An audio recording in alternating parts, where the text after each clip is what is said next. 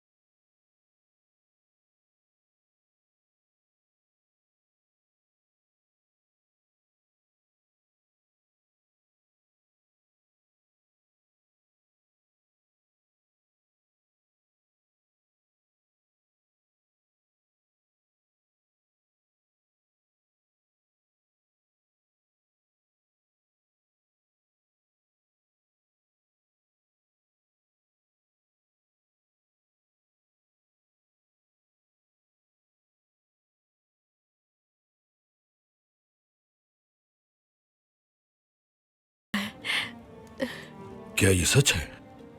हाँ बिल्कुल सच है। ये तो बहुत अच्छी खबर है।